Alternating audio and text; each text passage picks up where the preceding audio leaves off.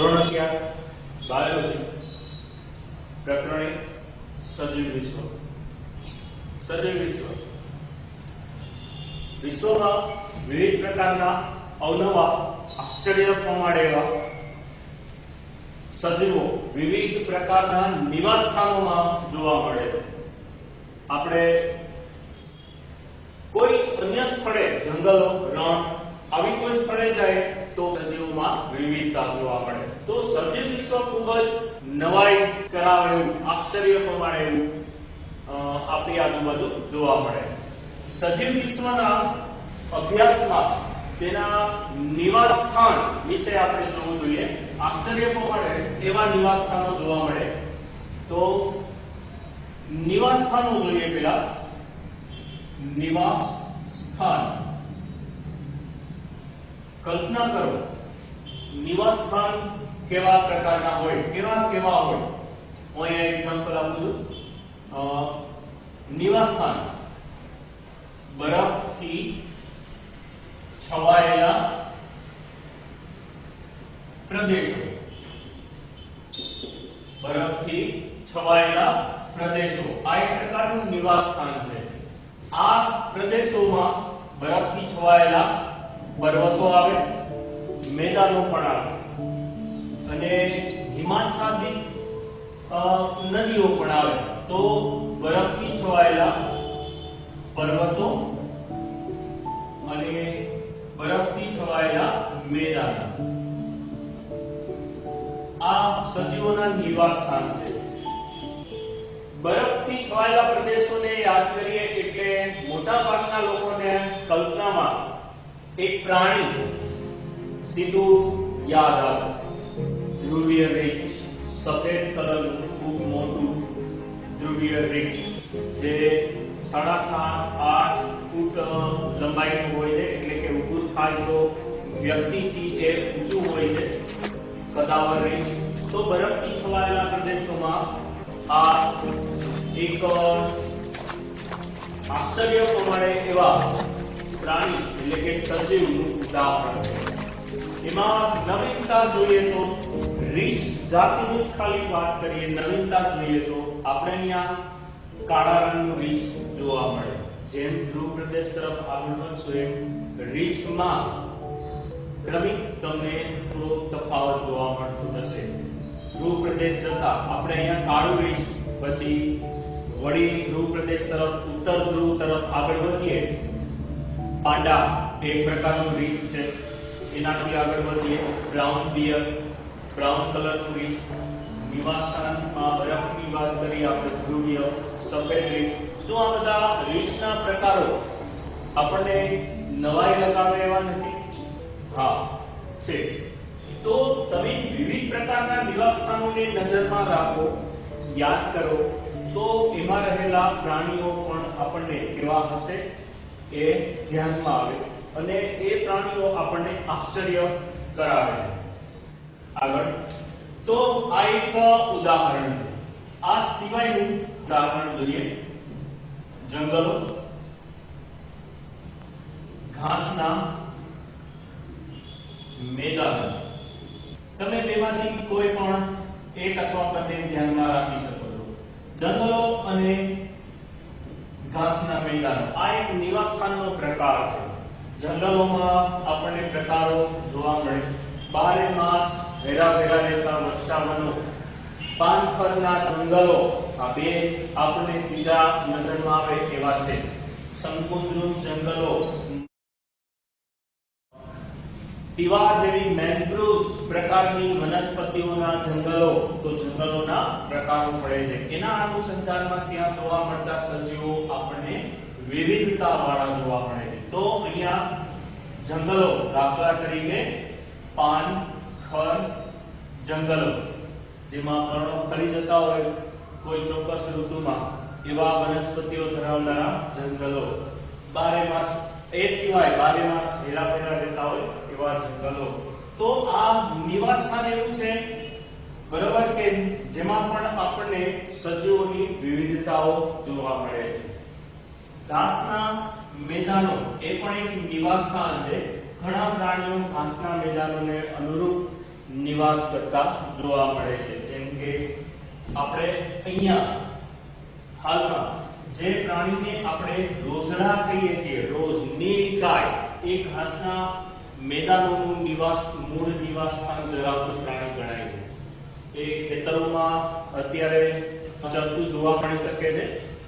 આ સિવાય એ ખેતરો ના હોય એવા કોઈ કોતરો પ્રદેશો કે એમાં રહી શકતું જોવા મળે, અને જંગલો કે જે ઘાસના મેદાનોની આસપાસ હોય ત્યાં પણ છુપાયેલું અને વિચરતું જોવા મળે। તો ઘાસના મેદાનો, સિંહ, વાઘ, દીપડા એ પણ ઘાસના મેદાનો અને જંગલોમાં જોવા મળે। તો અહીંયા આ નિવાસ સ્થાન છે કે જેમાં આપણને સજીવોની વિવિધતા જોવા મળે। રણ, આ જ રીતે રણ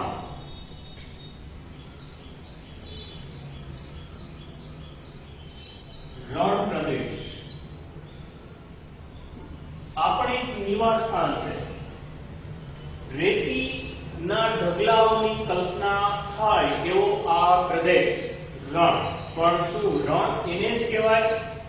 નહીં, જાડી જાત્રાનું રણ હોય છે, રેતાળ પ્રદેશ તરીકેનું પણ રણ હોય છે। આપણે કચ્છમાં સફેદ રણ આવેલું છે, સફેદ રણ એ પણ એક પ્રકારના રણનું ઉદાહરણ થશે।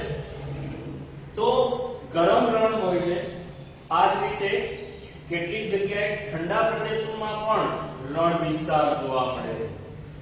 આપણે આપણા વિસ્તાર, આપણા દેશની વાત કરીએ, આપણા રાજ્યની વાત કરીએ તો રણ પ્રદેશ કચ્છમાં આપણે જોઈએ છીએ રેતાળ અને સફેદ રણ, એમ બંને પ્રકારનું રણ પ્રદેશ ત્યાં જોવા મળે છે।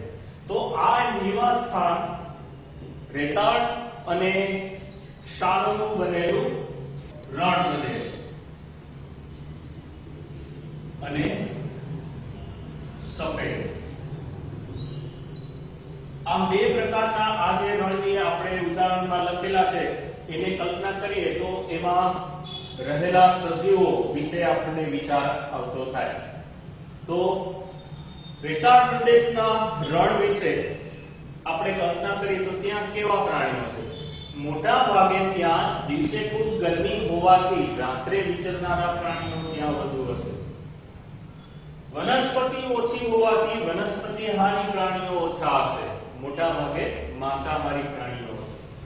આ એક વિચાર માંગી લેવી વાત છે કે જ્યાં વનસ્પતિ ઓછી છે અને પ્રાણીઓ, માંસાહારી પ્રાણીઓ વધુ હોય છે, તો આહાર જાળ કેમ ચાલે, જળવાઈ રહે છે। તો અહીંયા સજીવો ઘણા જોવા મળે। આપણે કચ્છમાં ખૂબ જાણીતું એવું ઘુડખર યાદ હશે, ત્યાં રણ પ્રદેશની આસપાસના વિસ્તારોમાં કે રણ પ્રદેશના વિભાગોમાં એ વિચરતું જોવા મળે, ઘુડખર। અહીંયા ક્યાંય એ જોવા મળતું નથી। તો આ સજીવમાં એક વિવિધતા આવી। તો આગળ વધીએ।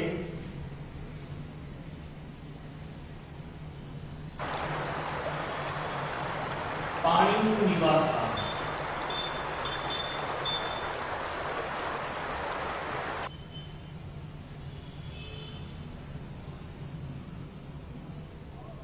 પાણીના પ્રદેશો હોય એવા નિવાસ સ્થાનો, એના 3 પ્રકાર પડે છે। દાખલા તરીકે ફ્રેશ વોટર એટલે કે મીઠા પાણીનું નિવાસ સ્થાન, ખારા પાણીનું નિવાસ સ્થાન। આ બે મુખ્ય પ્રકાર આપણે ધ્યાનમાં રાખો। ફ્રેશ વોટર નિવાસ સ્થાન એટલે કે મીઠા પાણીનું નિવાસ સ્થાન, અને બીજું ખારા પાણી। ખારા પાણીનું નિવાસ સ્થાન યાદ કરીએ એટલે સીધો સમુદ્ર કલ્પનામાં આવવા પડે છે, પણ ફ્રેશ વોટર જે છે એ ધ્યાનમાં લઈએ તો એમાં પાછા પ્રકારો પડે છે। સામાન્ય રીતે ફ્રેશ વોટરમાં આપણને પહેલી કલ્પના શું થશે? નદીઓ, સરોવરો વગેરે બધી, બરાબર, ઝરણા છે, આ બધા તેના પ્રકારો છે, એના ઉદાહરણો છે। તો અહીંયા જોવા મળતા સજીવો અને દરિયાઈ સજીવોમાં પણ વિવિધતા રહેલી છે। દાખલા તરીકે નદી સરોવરોમાં આપણને ઓક્ટોપસ નહીં જોવા મળે, ખારા પાણીમાં જોવા મળશે. આ જ રીતે શાર્ક માછલી જે છે, શાર્ક માછલી એ ખારા પાણી દરિયાઈ વ્યવસ્થામાં જોવા મળશે. દાખલા તરીકે શાર્ક માછલી એટલે જે આપણે મોટી માછલીઓ કે શિકારી માછલીઓ તરીકે ગણીએ છીએ એ પ્રકારની શાર્ક માછલી.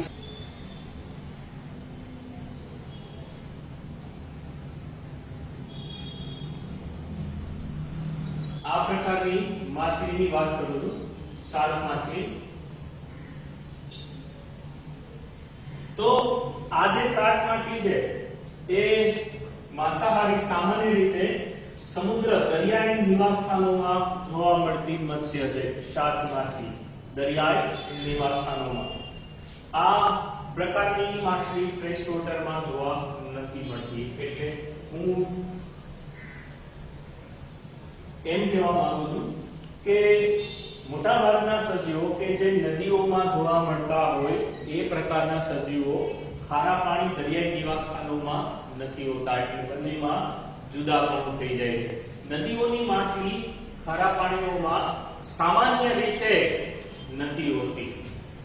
જ્યાં નદીઓ દરિયામાં મળતી હોય ત્યાં આવા જોડાણવાળા વિભાગોમાં પણ સજીવોમાં થોડો તફાવત હોય છે અને થોડા અંતર પૂરતા આ બંને પ્રકારના સજીવો અરસપરસ થઈ શકતા હોય છે. તો આ નિવાસ સ્થાનનો પાછો એક પ્રકાર થઈ જાય છે અને એના કારણે વળી સજીવોમાં તફાવત આવી જાય. તો આ બધા તફાવતોને આપણે ધ્યાનમાં લઈએ તો સજીવોમાં ઘણી વિવિધતા, આશ્ચર્ય કરાવે એવી વિવિધતા જોવા મળે છે. ક્યારેક નામ સાંભળ્યું છે વેલી ઓફ ફ્લાવર્સ. આ આમ તો બરાબર આ પ્રકારના નિવાસ સ્થાનને અનુસંધાનમાં ઉદાહરણ છે વેલી ઓફ ફ્લાવર્સ. અહીંયા સામાન્ય રીતે આ વનસ્પતિના અનુસંધાનમાં જોવાય છે valley of flowers. Valley of flowers.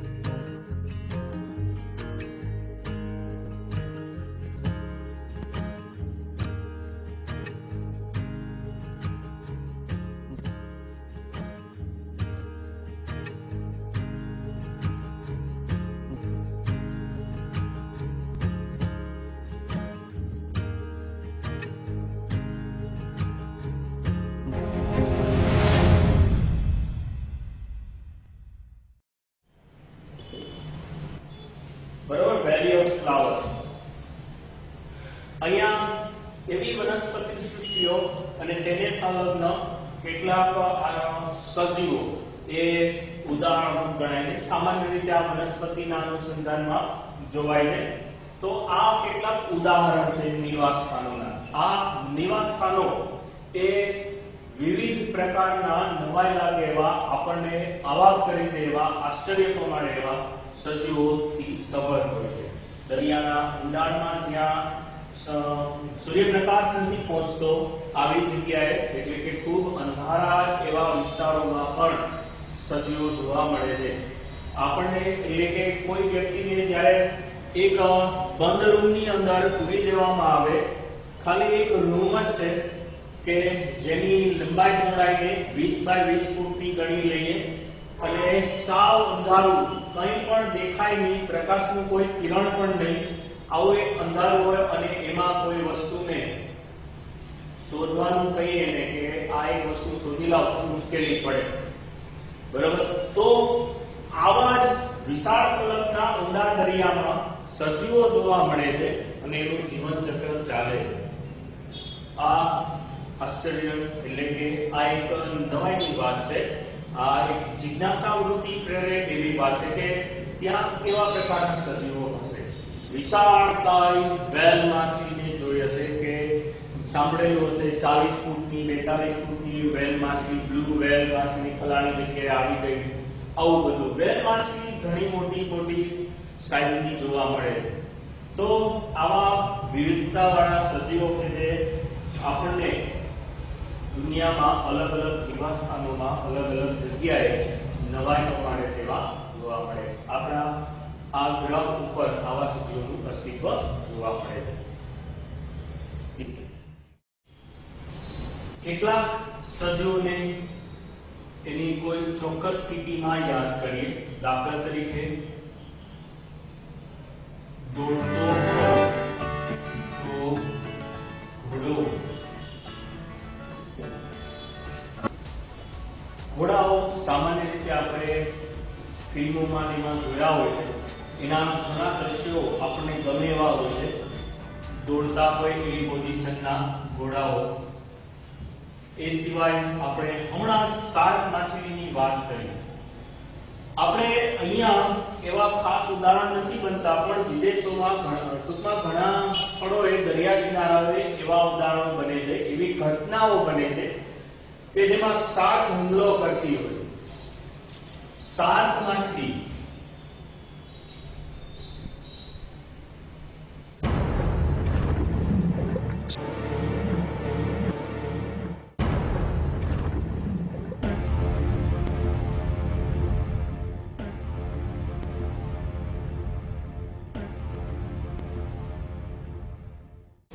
હુમલો કરતી શાર્ક ટૂંકમાં.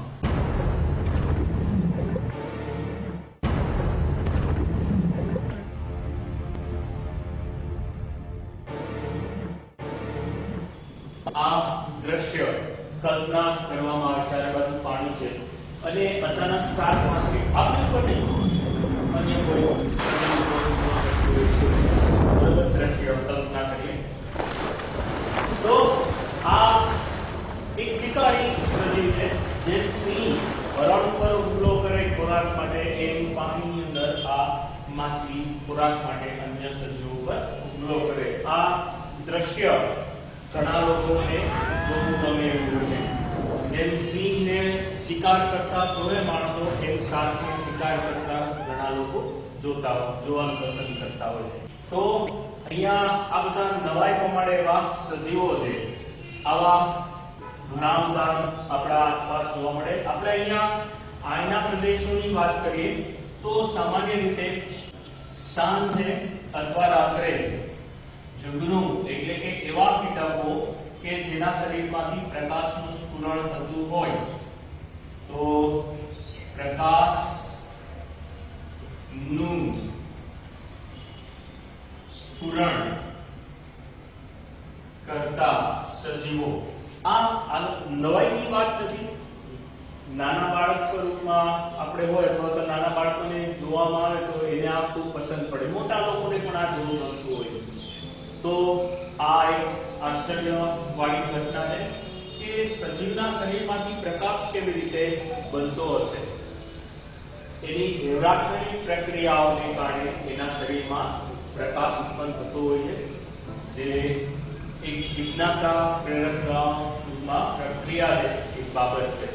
તો અહીંયા સજીવ વિશ્વ એ આવા અને આનાથી ઘણા દુર્લભ અને ઘણા આશ્ચર્ય પ્રમાણે એવા સજીવો ધરાવે છે. આવા કેટલા ઉદાહરણ જોવા મળે કે જે આપણને ખૂબ આશ્ચર્ય કરાવે. આગળ કે સંડીવ. આ એક માંસાહારી વનસ્પતિ છે જેના પર કોઈ કીટક બેસે તો ચોંટી જાય છે અને એ આવી રીતે આમ ચડાવવાનું શરૂ કરી દે છે અને એમાં કીટકનું પાચન થઈ જાય છે. આવું વિનસ ફ્લાય ટ્રેપર, વિનસ મક્ષિપાક્ષ તરીકે ઓળખાતી બીજી વનસ્પતિ છે કે જેના પર્ણ જેવી રચના આ પ્રકારે, એમાં કોઈ કીટક આવીને બેસે ત્યારે પર્ણ આમ પેક થઈ જાય છે અને કીટકોનું પાચન થઈ જાય છે. તો આ એવી વનસ્પતિ છે કે જે શિકાર કરે છે, પ્રાણીઓનો ખોરાક તરીકે ઉપયોગ કરે છે. શું આ આશ્ચર્યની વાત નથી? વનસ્પતિને આપણે સામાન્ય રીતે આવું કરતી હોય એવી કલ્પના ન કરતા હોઈએ, પણ કુદરતમાં આવી વનસ્પતિઓ હાજર છે. તો આ અવનવા સજીવો છે, અવનવા કે જે આપણને આશ્ચર્ય કરાવે છે.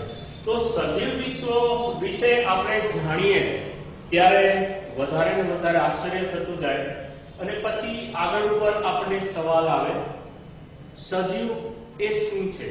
સજીવ એ ખરેખર શું છે? આપણે એનો જવાબ શોધવા માંગીએ તો આપણને બે પ્રકારના સવાલો એટલે કે બે મુદ્દાઓમાં આપણને અભ્યાસ વહેંચાતો જોવા મળે. એટલે કે બે પ્રકારના સવાલોમાં આ અભ્યાસ વહેંચાઈ જાય છે.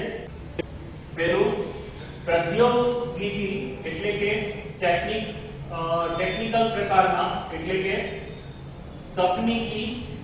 તકનીકીય પ્રકારના સવાલ, બરોબર. અને બીજો ફિલોસોફી પ્રકારના એટલે કે તત્વજ્ઞાન જે ગણીએ એ પ્રકારના સવાલ, ફિલોસોફી પ્રકારના સવાલ કે જેમાં સજીવ વિશે અભ્યાસ જોવા મળે. વૈજ્ઞાનિક દ્રષ્ટિએ આપણે આ પ્રકારના સવાલોના અભ્યાસમાં આગળ નથી વધતા, કેમ કે આપણે સાયન્સના વિદ્યાર્થીઓ છીએ. સાયન્સના અભ્યાસમાં આપણે આગળ વધતા વ્યક્તિઓ હોવાથી આપણો અભ્યાસ આના આધારે આગળ વધશે, બરોબર. તો સજીવો એ શું છે એ અભ્યાસ આના પ્રકારે આગળ વધતો જોવા મળે. આપણે એમાં આગળ વધીશું.